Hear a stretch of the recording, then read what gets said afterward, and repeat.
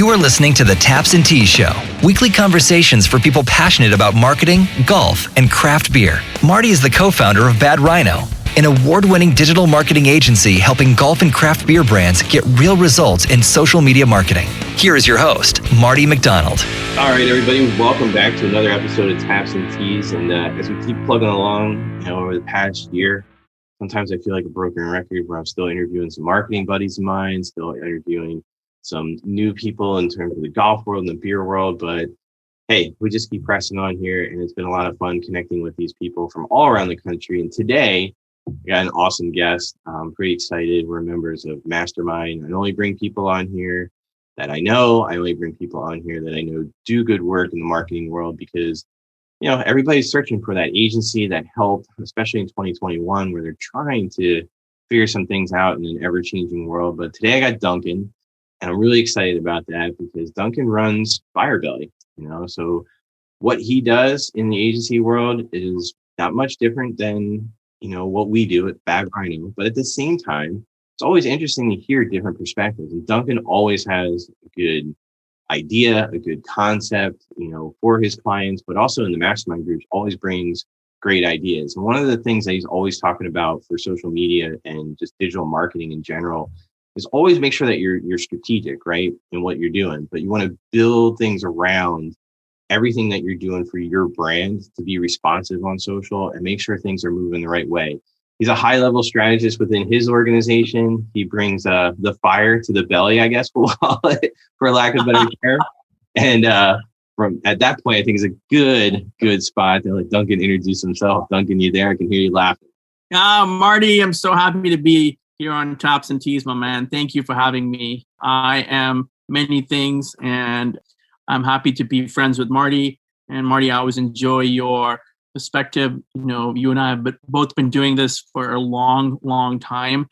And some of the things we have in common is that we're very focused on doing big picture work and putting our clients' needs ahead of our own sometimes, and just trying to balance that out, but also like not buying into hype and BS. We're pretty low key, rational people. So I'm really excited to be here and talk more. Absolutely, try to be low key as much as possible in this world, especially in marketing, because there's so many opinions. Tell us a little bit more about Firebelly and how it started. I know you like to know about the origin. So my story begins in India, and I grew up in India and then came to America to be a cowboy. And that did not work out, as they say, but might have been good if I could have ridden a horse to begin with, right? So anyway, I did 3 internships with 3 different types of agencies and then went to work at a B2B agency in the manufacturing space. And I was an early adopter into websites and email. I remember the phrase was, let the new guy do it because all this nonsense won't last anyway. And then started doing my own thing with Firebelly in 2001, and that was kind of a solo operator. And then in 2007, started hiring employees. And actually my first employee, Chad Richards, is still with Firebelly, and he's the VP. And so, along the way, in 2007, we started doing social. And then in 2014, decided to go all in only on social, abandon everything else, and just, focus on being the best in social. And so that's all we do is we're focused on that niche in social. And even within, we have a passion drawer of all different kinds of clients, but even within social, we love working with wine and beverages and including beer. So there you go. I think there's like a really bad Cowboys and Indian joke in there when you tell your story. creates this crazy visual, but we won't go there. So it's interesting. Let me close that loop for you. I have kind of a distant cousin. His name, his stage name is Bobby Cash, after Johnny Cash, and he is an Indian cowboy, like country and western singer. And I'll have to send you the link because he sings like the old school country, like Johnny Cash and like Marty Robbins and George Jones. And it's just hilarious because he's an Indian dude, and his tagline, okay, you ready? 1 in a billion. Nice. Anyway, back to business. No, that's great. I love little stories like that. So tell us a little bit, just the evolution of Firebelly. I mean, you already touched upon it a little bit, when you got 20 years in here, almost the same way I do. And it always feels like so many things are changing, nonstop. And they always were. But, fast forward 20 years in, it feels like things are changing faster than you can possibly keep up. So how do you guys keep up, and how do you keep sharp and all that? So that's a great question. I mean, everything is changing. And I think the difference between now and 20 years ago, even 10 years ago, is that the change is faster and it's very transparent, in terms of when you make a mistake, everyone sees your mistakes. So I think, building on expertise. And that's why I think like niche firms that are deeply, deeply niched can survive, is because they're supporting clients, they're supporting other agencies. That deep niche expertise is what you need sometimes.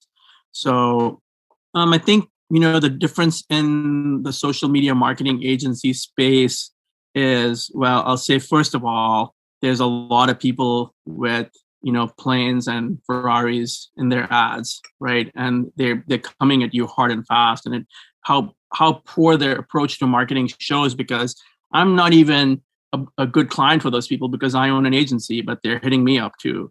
So, and I think the reason why they show those planes and fast cars and, women in short dresses or, that kind of thing is, I think they're appealing to that Grant Cardone crowd, where it's like, you don't have to put the work in, you can get there very quickly. And that's what they're trying to show, So I think the difference is that, like you and me know from doing this for a long time, is that there are no quick wins. And there's a lot of losses along the way to becoming good at something, and lots of losses on the way to become great at something. So I think that what has not changed is that it takes time to learn your craft and to build a team. And for us at Firebelly, I'm not involved at the day-to-day, which, I'm proud of that. I've been involved with the day-to-day for years, and we've built up a team. So the delivery team handles all that stuff. I come in to help with things, but I'm more focused on innovation and growing the firm. And I think that's what you need. You need an agency that has done it before, that can show you what they've done.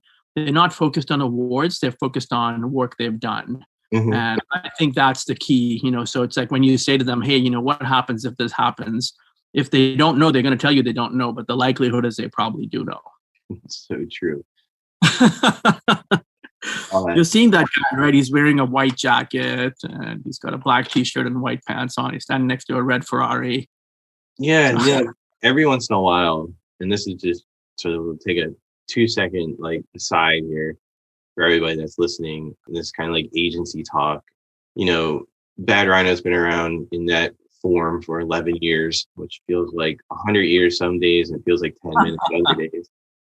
And the big thing that Duncan was just mentioning is there's a lot of people that pop up and say, oh, we can do that. And then they can do pieces of it, but they advertise in a way like Duncan just said was, hey, this is how we're going to do it. You don't have to put in the work. The interesting part about being there is you want people that have seen a lot of things. I'm not saying that some of the newer people on the scene, so to speak, for lack of a better term, don't know what they're doing. That's not the case. I'm not belittling them for trying to, make it in the marketing world or anything like that. That's not what I'm doing here. But sometimes you have to just work within what you think is going to work and partner with an agency that you think can do it. And that takes a little bit of time, know-how, nuance, whatever you want to say. And sometimes these ads, I've had 3 conversations in the past, probably 60 days or so, that have talked about this. One of the guys we were working with, and now we are working with on retainer, he was like, when are you going to fix the marketing industry as a whole? And I'm like, I don't have that kind of time. And what he was talking about was, and you showed me these ads and people that they talked to, and we won't mention any names, but they're just going after quick fix in the industry that they're in. And he's like, it just turns me off. And then he's like, it then turns me off when we start talking to somebody and then they start looking at something and then they start going down this path. He's like, you just don't know who to trust. And I totally get it. You should always vet your agency. You should always talk to multiple people. But once you get in, commit, because there's a lot of time that goes into that, and you kind of eliminate some of those issues. And what Duncan was just saying is important. Is like the quick fix isn't necessarily there. Things are going to constantly change, but having a historic view around it is cool. And I don't want to sound, don't want to sound like the old guys in the room, but there is something to that, especially in this digital age as we're going through a ton of transformation out there. So I think that I just wanted to like have that little aside there. So we'll get back into this. Other than just, getting a job, like how'd you get started in marketing? Did you just fall into it and you were the new guy and they just gave you that stuff, like you said? I mean, I think that was the initial way. I was under the misnomer. I mean, it took me, another 20 years to figure that out, I guess. I was under the misnomer. Either I was unhireable or I didn't want to be hired. It's probably more the second. And I think it was because I had that all round in the 8 years I worked in the agency world, 9 years prior to starting my own. I'd been, data analyst, account manager, creative director, business development. So I'd pretty much worked in every, other than media buying, I'd worked in every part of the agency world. And so I was like, well, I think I can do this. So I started doing it. And I was, in the early days of outsourcing, I was outsourcing to India. The problem is that high margins come at a high price. And I wasn't staffed up to pay that high price. So running a global ops team in those days without them willing to work on US time, which is now how global ops teams work. Right. I wasn't. And so, because now it's swinging back, right? It's like I went full in on an American team, and I still have a fully American team. But it's interesting because that is a compelling option to have, assistants or backup resources, designers, whatever, in other parts of the world. So and then we just decided to specialize in social because couldn't keep up, candidly, couldn't keep up with SEO in the late 2000s and early 2010s, couldn't keep up with SEO, couldn't keep up with websites. And so we were like, we're going to go all in on one thing.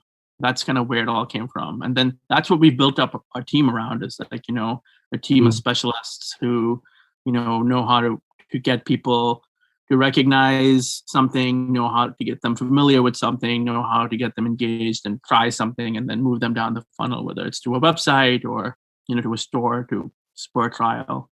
And then, we're focusing right now on like how to build advocacy. So it's a whole new realm for us. Yeah, it's always interesting, especially around the labor side. We get asked that question quite often, like, where's your staff? And I think there's pluses and minuses to it. I think we have an all, American staff, for lack of a better term. They're all based pretty close to us. And we have a couple people down in South Carolina and North Carolina, a couple people out in the Midwest, a couple people out West, and then the rest of them are sprinkled throughout the country. And that helps a lot when you have a team that can bring in different ideas, different concepts. But we do get asked that. But I see it shifting because we have a couple of overseas clients now, and they're asking us, like, how can we get coverage during their time? And that's pretty fascinating. But for the most part, they're still operating on the US time. That's where their market is. Yeah. But as you see things shift in the labor force here in the US and people working from home, they only want to work from home. There's a lot of neat little new challenges. And I think ultimately some really good things that are going to come out from all of that. And we'll just have to see where it goes. But yeah, those are some interesting things, how it almost came full circle. And it's about 20 years, right? I remember at the end of the 90s, everybody was outsourcing things to India, among other places. Yeah. And it was both good and bad because I think it was new, more so than anything. It was new that you could do that because the, networks were able to handle that and some other things. And you had like some infrastructure in place. But overall, it was both good and bad. And you kind of keep going in there. But it's interesting it's coming full circle. I think that's a very, very good observation. The other thing that's interesting, too, is you have a proliferation of technology tools to assist these global ops team. And the other piece is that, even as a small agency, you can more or less match like what American Express or some large, LA agency is paying someone. We can match it, And so back in the day, you were hindered by tech and you were hindered by you were getting the B team or the C team. You weren't getting the A team. But the same thing that's happened here has happened there. It's a creative class that's risen. They don't want to work for those highly structured and highly demanding employers anymore. They want to be in more creative environments. Yeah, it's very true. What's been the best / more so your favorite project that you've ever worked on with Firebelly or otherwise? I mean, is there one that stands out? It doesn't have to be the most profitable or the best. It just has to be the one that you were like, this is awesome. Well, it's interesting because we've worked on so many cool projects, but by far the one that stands out to me personally, not even as the owner of Firebelly, but more as like just Duncan, is we're working with a group called the International Anti-Poaching Foundation. And it's the whole effort is in a specific area of Zimbabwe. And then the founder, who's a former mercenary, is in Kenya, and the marketing teams in New Zealand and New York, and then we're in everywhere else. But it's basically, I love it because of the impact. So it's basically, they started with building a force of women that were trained in military style tactics to manage against poachers. And the reason I've loved the project so much is the guy that heads up marketing. His name is Tivanka De Silva, and he's a very progressive guy, and we work together with him to basically change the organization from being blood and guts and fighting against poachers to being, look at this amazing conservation effort and look at the community development around these women who in a country like Zimbabwe have no prospects, but have been able to build up their confidence, build up their ability to support their family independent of a man. And so it's interesting because when we went into it, the thought was that it was a white male, Scandinavian countries or the US, it was over 55 that was the primary audience. And what we found along the way is that it's women all over the world that are the primary audience, 25 to 45 that care. I mean, lots of men in there too, but so seeing a transformation of the image and then supporting fundraising and, going through a stratified messaging testing, and that's been phenomenal. I feel like I'm doing something good for the world too. Yeah, that's cool. Yeah, I mean, I think a lot of the stuff when we look back on it, a lot of the nonprofit stuff that we've done, some of the little things that we've done, even it does make sure, it makes you feel, and when I'm saying make sure, it makes you feel like you're on the right path where you can help out. It's great when you're getting 12x ROAS on a e-com thing and all that fun stuff. But there's also some other things that I think from a marketing standpoint, you can help out. And some of our best clients have been nonprofit and driven for different social causes, whether that be breast cancer, getting the word out for a variety of domestic issues. Like we've worked with quite a few, and it always makes you kind of stop and think, I think, a little bit more rather than just focusing in on that one thing where you're just like, okay, we got to drive results, drive results. So it does makes it more robust, I guess is what I'm going after. That's awesome though. I know one of the things that you and I talked about when we were in Durango at our mastermind retreat was the fact that you got to have certain values and principles in your work, and I think being human and putting people first is key, but not being afraid to base your approach and values, being helpful and kind, and giving your secrets away. I mean, you're always giving your secrets away, because just because someone knows your secret doesn't mean they can go do it. But sure. I think it's operating in you and Chris Dreyer comes to mind, and Justin Christensen, and Jason Swank and our crew. It's like you give secrets away, because sure. That's what it takes. And that's the difference also between us and the fast car plane guys. It's like, hey, it's like, learn my secret. You got to pay so much to them. It's like, I'll give you my secret, man. Let us implement it for you, because Bad Rhino will help you to implement this secret, It's so funny. It's so funny because you probably do too. Like you have a prospect that comes through and you're starting the process, and at some point you realize that they don't have the budget or they're just not quite ready to work with us. And they're like, well, what would you do? And basically say, yeah, this is here. I'll give you exactly what I would do in your situation. And I do that all the time. And I had somebody about like 4 or 5 years ago. So why do you do that? I'm like, well, one, there are no secrets, right? Correct.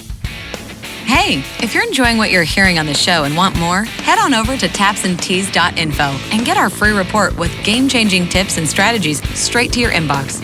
Just enter your info and stop being stuck with no marketing plan.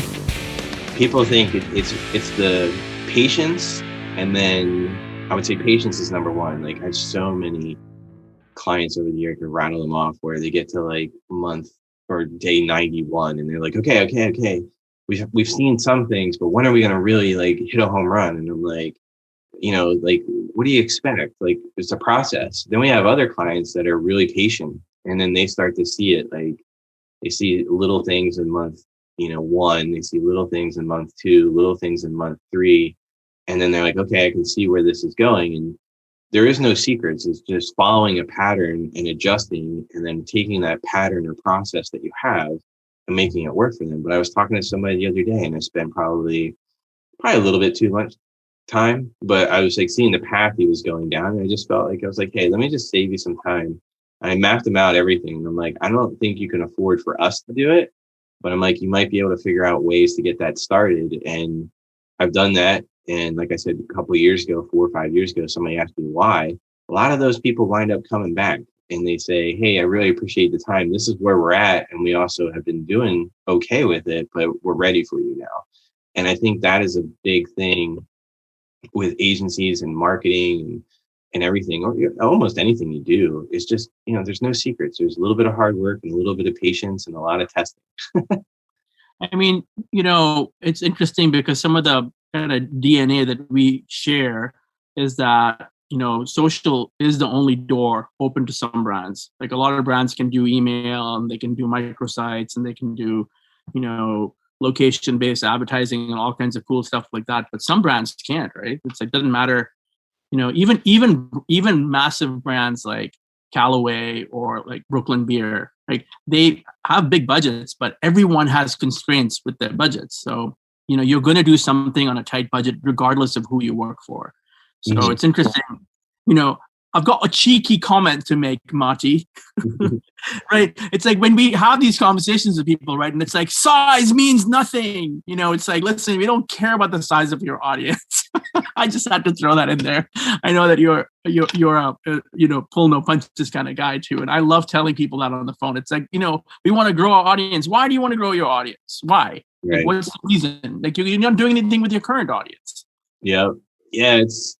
It's really interesting sometimes when you dive into those conversations, but you're right. Some brands can only do, what they have access to, and social is that access point that a lot of brands can do it. And it's really the growth, because they want something from it. And it's just like, okay, there's a lot of pieces, and it's a crowded marketplace because everybody can jump in there. So we have to work on creating ways for you to, be able to get in there and do certain things. So it's always interesting conversations, but you got to lead with just the truth. And like we said, there's no secrets. So moving in there, like I always ask this question on everybody. So like the first one is I should say a couple questions, but the first one is like, what's the coolest vacation you ever went on? I remember being in Chianti in Italy, in the Chianti region with my wife. 10 years ago, and I loved it because there's not a lot to do.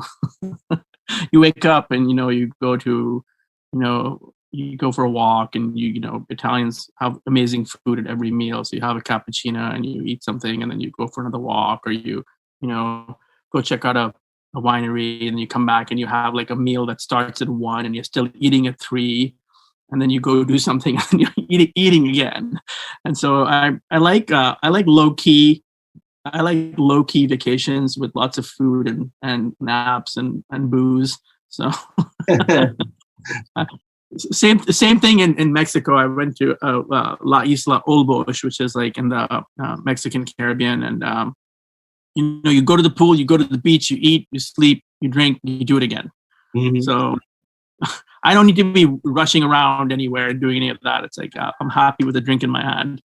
Yeah, I always find there's like a spot for those types of vacations where you rush around, see a bunch of stuff, and then you do whatever. But I always find like those I need a vacation from that quote unquote vacation.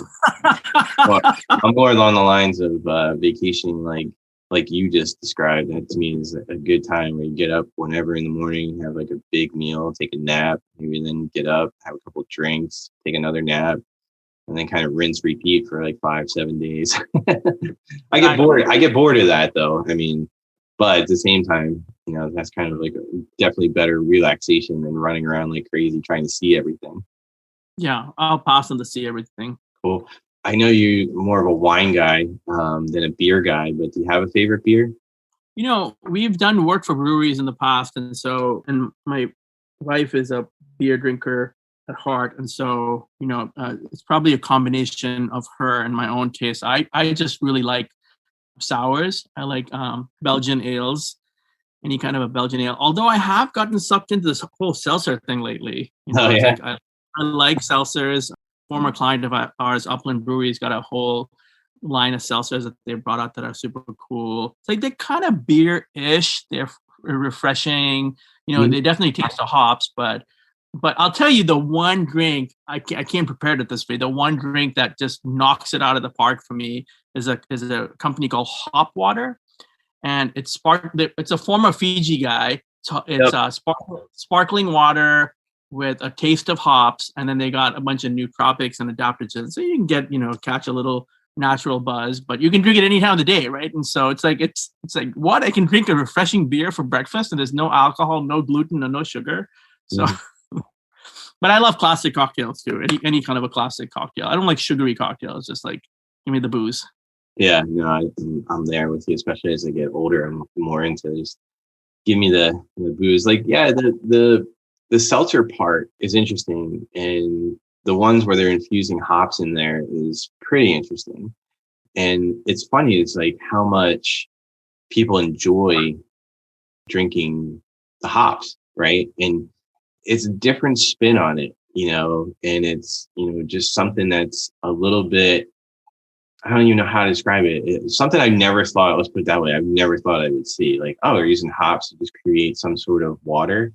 And then like you said, I know of hop water. I haven't had any, and, having nootropics in there and everything else, it's pretty interesting. I mean, I think that's kind of a fascinating spin on it, and taking the alcohol part of it out. It's really interesting. And there's so much room in a way in the beverage industry that we talk to is like everybody's got a seltzer, right? They just came out of nowhere because bigger companies started pushing seltzers. And I was in the room when they were talking about them, and I kind of chuckled about it. And then the next thing you know, Sam Adams has all this, stuff out there, and White Claw and Truly and all this other stuff. And it was really a trend that, I wish I'd paid attention to when people were first talking about it before they went. And then everybody started wanting them, right?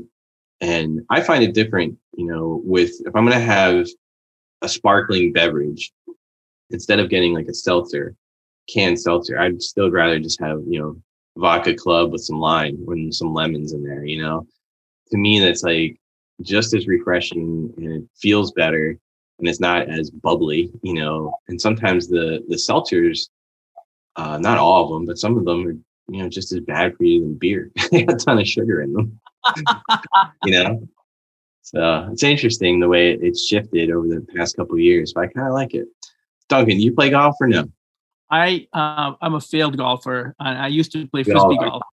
I haven't played frisbee golf for a minute either. That's right. I remember you talking about that. Yeah. Failed golfer. That's a great line. Should probably put that on a t-shirt and see if it would sell. What are you? I'm a failed golfer.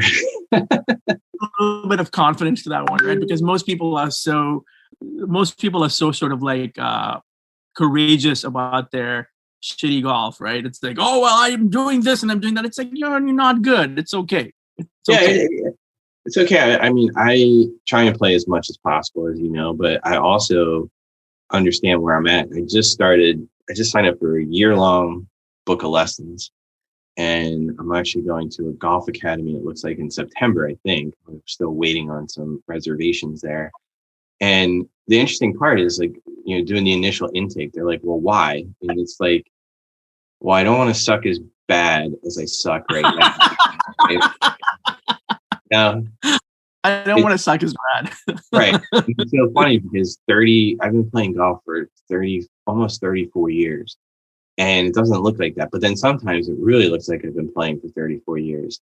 And that's why I told my coach, because I hit a ball in the simulator and he's like, videoing my swing and critiquing things and stuff like that. And he goes, wow. He goes, that probably felt good.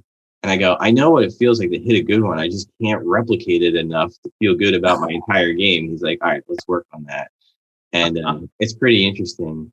So as we wind this down, Duncan, what do you see in the marketing world that you like right now? And what do you see in there that you don't like? We already covered like the bullshit stuff where people are like talking about, their fancy planes or, having the hot girls on there or whatever they might be doing to kind of show flash.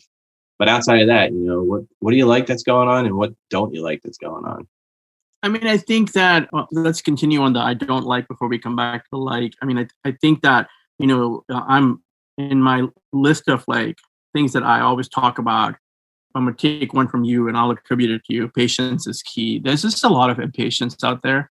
It's like, I couldn't solve this problem I'm Mr. Client here. I couldn't solve this problem for 2 years. I think it's a $20 million a year opportunity that I couldn't solve, but I want you to solve it in this 1 hour meeting, and I'm going to pay you $15,000 a month to solve that problem that is worth $20 million to me a year and more. But I want you to solve it. And if you can't solve it in 60 days, you're fired, right?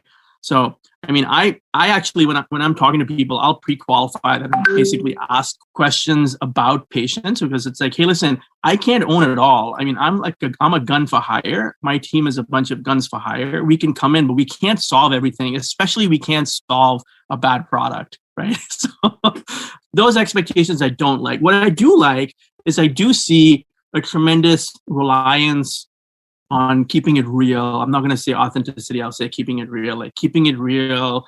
And there seems to be, there are a lot of good things that have come out of this last year and in the middle of 2021. I think there is a level of positivity. There is a level of aspiration and optimism in the market. And I like that. I like the fact that people we find if we drum it into a client's head and they have the right mindset to begin with, that conversion thinking and starting with conversion in mind is resonating more. Are enough people thinking about conversion first? No, they're not, right? But right. I think you do see that there's fertile ground to talk about conversion as opposed to just all attraction, like get me more traffic. I'm like, what are you doing with the traffic you're getting? So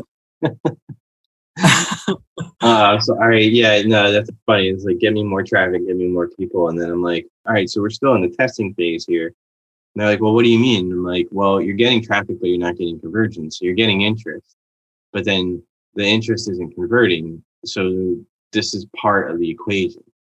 And what we have to do is figure out why you need more people at the top of the funnel. It looks like we're attracting the right people, but they're just not, no pun intended, clicking, right? And it's so funny. It's so funny is like what you just said there is just like, yeah, okay, great. You have a ton of traffic, but what are you doing with it? And it's like a nonstop conversation. And once you get to that point where it's a nonstop conversation, it's just like, well, we got to fix your website. Well, I like our website. Well, the website's not converting. So you can love your website or you can start to, change up some things. And it's always that constant, it's not a battle. It's just like you said, like, oh, I can see you're getting a ton of traffic. Let's talk about what you're doing with that traffic and where it's going. How's everything? And then it's like, oh, well, we got a bunch of leads. Okay. Did you call them? No. Did you email them? No. But they didn't convert on the website. And I'm like, okay, for what you sell, you might want to just pick up the phone and say, hey, thank you, Duncan, for opting in. Just want to ask you a couple of quick questions if you have the time. You never know. Right? It's like your sales just don't magically happen. You have to actually put some work into it. Unless you're selling like t-shirts or something. Yeah. Yeah. I mean, ice cream on a hot day, if they don't know where you're selling it, they're not going to buy it. So Exactly. So like with all the options going out there, how you think all the changes in social are going and how's that kind of pull into your view of marketing these days? I mean, I think it's interesting. I think that, we're kind of at the mercy in some ways of the big tech battle going on, right? Amazon, Google, Apple, Facebook, and whoever else. And I think that, there's a lot of, moaning and groaning about how we're losing the ability to retarget people. Well, we spend most of our careers and lives and generations without the ability to retarget anybody, and so we haven't lost all the ability to retarget, but some of it's gone. And some platforms are more hardcore about it and some aren't. So, what we're doing is we're just expanding our services, and we're saying, you know what, you can't. I mean, it's been about a year now where I've been on the soapbox telling clients, even clients that have successful programs on Facebook and Instagram, it's like, you cannot rely on Facebook and Instagram. You cannot build a business around Facebook. And I worry about Facebook agencies, right? That's all they do is Facebook ads, because essentially they're technical experts. They're not necessarily marketing people. And so, I mean, we are testing programs on Reddit, and we've got a massive amount of clients moving to Pinterest. And Pinterest is being really aggressive about agency partnerships and ad programs. And I don't personally love Snapchat, but we're doing some Snapchat stuff. Where in the early stages with TikTok, we've just kind of resisted that. We've done some consulting and some advising, but it's nice to have all those options. But at the end of the day, you and I both know we still got to work a funnel, and you still got to produce results. You still got to produce, actionable insights. As much as we hate all the buzzwords, but it's like we got to be useful to our clients. So I do love is that people are seeing that it's not all in one place, and that good marketing. I mean, frankly, if social goes away, we'll do something else, right? Because we know how to get people's radars and be interesting and move them down a funnel. Yeah, I think a lot of the times, what's pretty, I don't know, fascinating or not, but when you do it, like we were talking earlier, in 20 years, you see all these changes. I think right now, what you're seeing is the change in Facebook and changes in other areas where there really is still content, but they're still in a phase where they're replacing television. It's like if you talk to people 4 years ago that still had cable, and then you talk to them now, majority of people don't. And we were involved with a couple companies that advertise at the bottom of your TV screen when you're looking for the Netflix, the Showtime, the HBO, or whatever. And there's little advertisements popping up on smart TVs. And that's just a shift, like how people consume that content. And Facebook is making that shift to basically go toe to toe with Apple.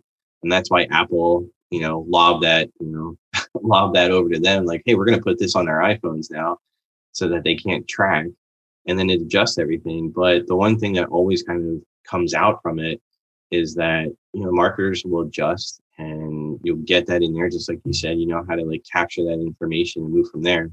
But I'll also tell you the two things that you just mentioned. Snapchat, haven't seen too much success on there unless you're a big brand.